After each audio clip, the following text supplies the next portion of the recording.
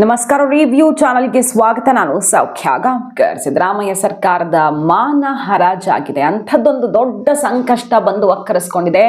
ಸಿದ್ದರಾಮಯ್ಯ ಸರ್ಕಾರಕ್ಕೆ ಯಾಕಿಂತಹ ದುಸ್ಥಿತಿ ಬಂತು? ರಾಜ್ಯವ್ಯಾಪಿ ಸಿಡಿದ ಆಕ್ರೋಶ, ದೊಡ್ಡ ಬೆಳವಣಿಗೆ ಆಗ್ತಾ ಇದೆ. ಏನಿದು ಎಮರ್ಜೆನ್ಸಿ ಸಿಚುವೇಶನ್? ಹಾಗಾದ್ರೆ ಡೀಟೇಲ್ಸ್ ಇಡ್ತಾ ಹೋಗ್ತೀವಿ. ಮಿಸ್ ಮಾಡಿದ್ರೆ ನಮ್ಮ ಚಾನಲ್ನ ಸಬ್ಸ್ಕ್ರೈಬ್ ಮಾಡಿ, ನಿಮ್ಮ ಅಭಿಪ್ರಾಯ ಕಮೆಂಟ್ ಮಾಡಿ ತಿಳಿಸಿ. ಎಸ್ ವೀಕ್ಷಕರೇ, ಸಿದ್ದರಾಮಯ್ಯನವ್ರಿಗೆ ಸರ್ಕಾರವನ್ನು ನಡೆಸೋದಕ್ಕೆ ಆಗ್ತಿಲ್ವಾ?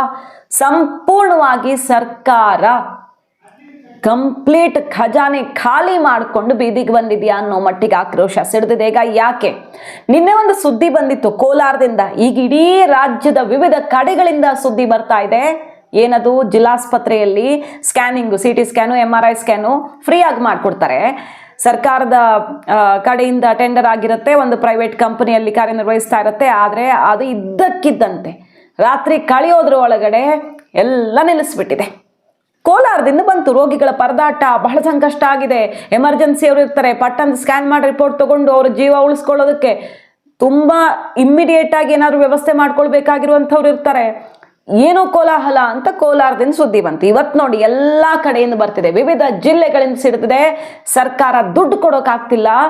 ಒಂದಲ್ಲ ಎರಡಲ್ಲ ಸಿಕ್ಕಾಪಟ್ಟೆ ಸಲ ನೋಟಿಸ್ ಕೊಟ್ಟು ಟೈಮ್ ಕೊಟ್ಟಿದೆ ಆ ಕಂಪನಿ. ರಾಜ್ಯದಾದ್ಯಂತ 14 ಸರ್ಕಾರಿ ಜಿಲ್ಲಾಸ್ಪತ್ರೆಗಳಲ್ಲಿ ಸ್ಕ್ಯಾನಿಂಗ್ ಬಂದಾಗಿದೆ. ಸರ್ಕಾರದಿಂದ 140 ಕೋಟಿ ರೂಪಾಯಿ ಬಿಲ್ ಹಣ ಬಾಕಿ ಉಳಿಸ್ಕೊಂಡಿದೆ ಕೃಷ್ಣ ಸಂಸ್ಥೆ. ಈಗ ತಕ್ಷಣ ರಿಲೀಸ್ ಮಾಡ್ತಿರೋ ಇಲ್ವೋ ಅಂತ ಕೇಳ್ತಿದೆ. ಯಾಕಂದ್ರೆ ಒಂದಲ್ಲ ಎರಡು ಸಲ 10 ಬಾರಿ ನೋಟಿಸ್ ಕೊಟ್ಟಿದ್ದಾರೆ ಅವರು. ರಾಜ್ಯದ 14 ಜಿಲ್ಲಾಸ್ಪತ್ರೆಗಳಲ್ಲಿ ಸರ್ಕಾರಿ ಉಚಿತ CT ಮತ್ತೆ MRI ಸ್ಕ್ಯಾನಿಂಗ್ ಬಂದ್ ಮಾಡಿ, ಈಗ ಎಮರ್ಜೆನ್ಸಿ ಇದ್ದವರು ದುಡ್ಡು ಬೇಕಾದ್ರೆ ಕೊಟ್ಟು ಮಾಡಿಸ್ಕೊಳ್ಬಹುದು.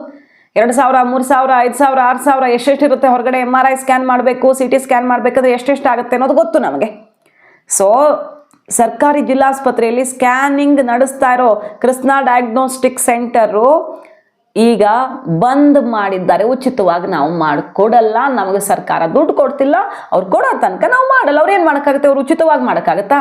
ಅದು ಮಾಡಿದ್ದಾರೆ. ಅವರು ಸುಮಾರು ದಿನ ನೋಡಿದ್ದಾರೆ. ನಿಮ್ಗೆ ನಂಬೋಕ್ ಕಷ್ಟ ಆಗ್ಬೋದು. ಈ ಕೃಷ್ಣ ಡಯಾಗ್ನೋಸ್ಟಿಕ್ ಅನ್ನೋರು ಪಾಪ ಎಷ್ಟು ಸಲ ನೋಟಿಸ್ ಕೊಟ್ಟಿದ್ದಾರೆ ಸರ್ಕಾರಕ್ಕೆ ಗೊತ್ತಾ? ಕೊಡಿ ನಮ್ಮ ಬಾಕಿನ ಅಂತ 95 ಸಲ ನೋಟಿಸ್ ಕೊಟ್ಟಿದ್ದಾರೆ. 95 ಸಲ ನೋಟಿಸ್ ಕೊಟ್ಟರು ಕೂಡ ಸ್ಪಂದನೆಯೇ ಇಲ್ಲ. ಸಂಸ್ಥೆ ಬೇಸತ್ತು ಹೋಗಿದೆ. ಈಗ ಅವರೇ ಮುಗಿಬಿದ್ದಿದ್ದಾರೆ ಸರ್ಕಾರದ ವಿರುದ್ಧ. 140 ಕೋಟಿ ರೂಪಾಯಿ ಬಾಕಿ ಉಳಿಸ್ಕೊಂಡ್ರೆ ನಾವು ಮುಂದಕ್ಕೆ ನಡೆಸೋಕ್ಕಾಗತ್ತಾ ಸಂಸ್ಥೆನ? ನಾವು ಸ್ಟಾಪ್ ಮಾಡಿದೀವಿ ಉಚಿತವಾಗಿ. ಅಲ್ಲಿ ಜನ ಪರದಾಡ್ತಿದ್ದಾರೆ. ರೋಗಿಗಳ ಪರದಾಟ 14 ಜಿಲ್ಲೆಗಳಿಂದ ಈಗ ರಾಜ್ಯವ್ಯಾಪಿ ಆಕ್ರೋಶ ಸಿಡ್ತಿದೆ ಸಿದ್ದರಾಮಯ್ಯನವ್ರ ಸರ್ಕಾರಕ್ಕೆ. 140 ಕೋಟಿ ಎಮರ್ಜೆನ್ಸಿ ಫಂಡ್ ಅಲ್ವಾ ಇದು? ರೋಗಿಗಳಿಗೆ ಚಿಕಿತ್ಸೆಗೆ ಬೇಕಾಗಿರೋದು ಅಂದ್ರೆ ತುಂಬಾ ಇಂಪಾರ್ಟೆಂಟ್ ಅಲ್ವಾ? ಅದನ್ನು ಕೊಡೋದಿಕ್ಕಾಗದೆ ಅದು ಒಂದು 10 ದಿನ ಲೇಟ್ ಆಯ್ತು, 20 ದಿನ ಲೇಟ್ ಆಯ್ತು, ಏನೋ ಒಂದು ಸ್ವಲ್ಪ ಆ ಕಡೆ ಈ ಕಡೆ ಆಯ್ತು ಅಂದ್ರೆ ಅದು ಸುದ್ದಿನೂ ಆಗಲ್ಲ, ಇಷ್ಟು ದೊಡ್ಡ ಕ್ರೈಸಿಸ್ಸೂ ಆಗಲ್ಲ. 95 ಸಲ ನೋಟಿಸ್ ಕೊಟ್ಟರು ದುಡ್ಡು ಕೊಡೋಕ್ಕಾಗದ ಪರಿಸ್ಥಿತಿಗೆ ಸಿದ್ದರಾಮಯ್ಯ ಸರ್ಕಾರ ಬಂದು ತಲುಪಿದೆ. ಅಂದ್ರೆ ಗ್ಯಾರಂಟಿ ಎಫೆಕ್ಟ್ ಆಯ್ತು ಅಥವಾ ಭ್ರಷ್ಟಾಚಾರದ ಎಫೆಕ್ಟ್? ಆ ದುಡ್ಡೇ ಇಲ್ವಾ? ಎಲ್ಲ ನುಂಗು ಬಿಟ್ಟಿದ್ದಾರಾ? ಏನಂತ ಹೇಳ್ಬೇಕು? ಏನ್ ಬೇಕಾದ್ರೂ ಹೇಳ್ಬೋದಲ್ವಾ? ಕೊಡ್ತಾ ಇಲ್ಲ ಅಂದ್ರೆ ಆಕ್ರೋಶ ಅಂತೂ ಸಿಡಿದಿದೆ.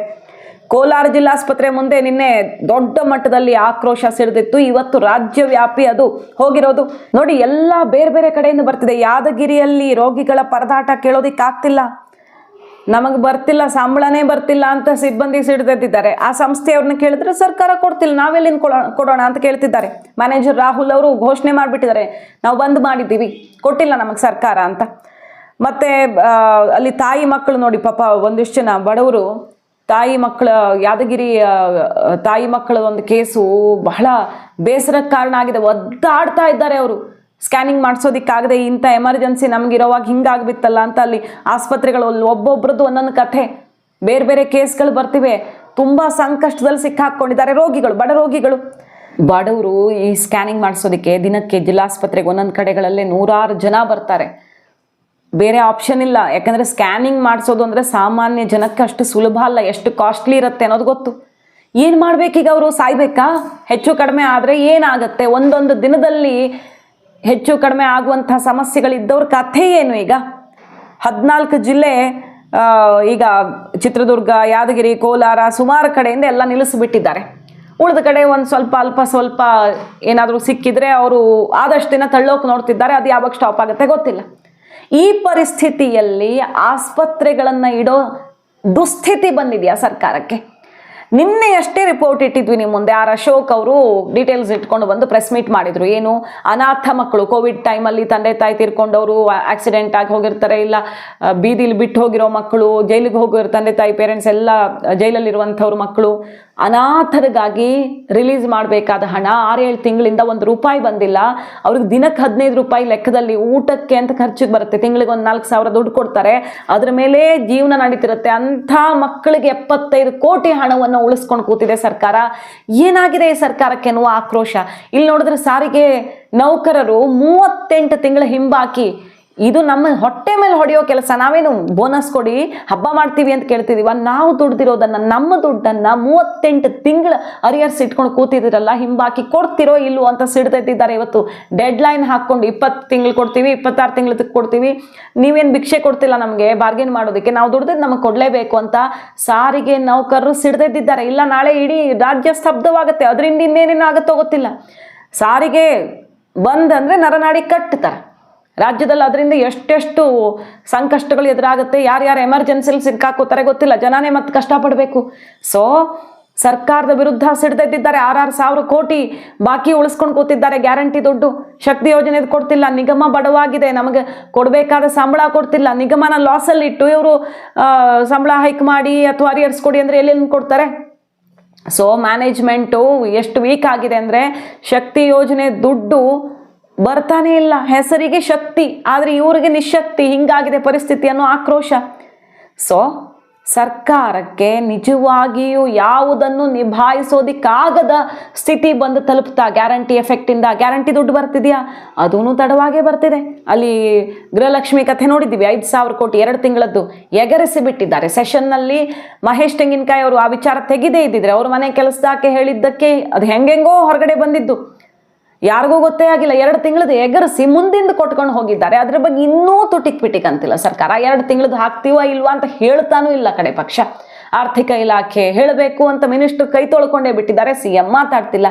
ಸೊ ಸರ್ಕಾರ ಈ ರೀತಿ ಆಗಿದೆ ಅಂದ್ರೆ ರಾಜ್ಯದ ಜನರ ಮುಂದೆ ಅದನ್ನ ಘೋಷಣೆ ಆದ್ರೂ ಮಾಡ್ಬೇಕಲ್ವಾ, ನಮ್ಮ ಹತ್ರ ಆಗ್ತಿಲ್ಲ ಅಂತ ಅನ್ನುವ ಆಕ್ರೋಶ ಈಗ ಬಿಜೆಪಿ ಕೈಗೆತ್ಕೊಂಡಿರೋದು. ರಾಜಕೀಯ ಏನಾದ್ರೂ ಮಾಡ್ಕೊಳ್ಳಿ ನೀವು, ಬಿಜೆಪಿ ಕಾಂಗ್ರೆಸ್ ಕಥೆ. ಆದರೆ ಇದು ಎಮರ್ಜೆನ್ಸಿ ಅಲ್ವಾ? ಇಂಥದ್ದೆಲ್ಲ ಎಷ್ಟು ಇಂಪಾರ್ಟೆಂಟ್, ಇದನ್ನ ಅಡ್ರೆಸ್ ಮಾಡೋಕ್ಕಾಗ್ತಿಲ್ಲ ಅಂದ್ರೆ ಆರೋಗ್ಯ ಇಲಾಖೆ ಯಾವ ರೀತಿ ಬೇಜವಾಬ್ದಾರಿತನವನ್ನು ತೋರ್ತಿದೆ. ಹಾಗಾದ್ರೆ ಜನ ಸಿಡಿದಿದ್ದಾರೆ ಸರ್ಕಾರದ ವಿರುದ್ಧ. ಮುಖ್ಯಮಂತ್ರಿಗಳು ಕೂಡಲೇ ಕ್ರಮ ಕೈಗೊಳ್ಳಬೇಕಾಗಿದೆ. ಅಲ್ಲಿಂದ ತೆಗೆದು ಇಲ್ಲಿಗೆ, ಇಲ್ಲಿಂದ ತೆಗೆದು ಅಲ್ಲಿಗೆ ಬ್ಯಾಲೆನ್ಸ್ ಮಾಡ್ತಿದ್ಯಾ ಅಂತ ಸರ್ಕಾರ?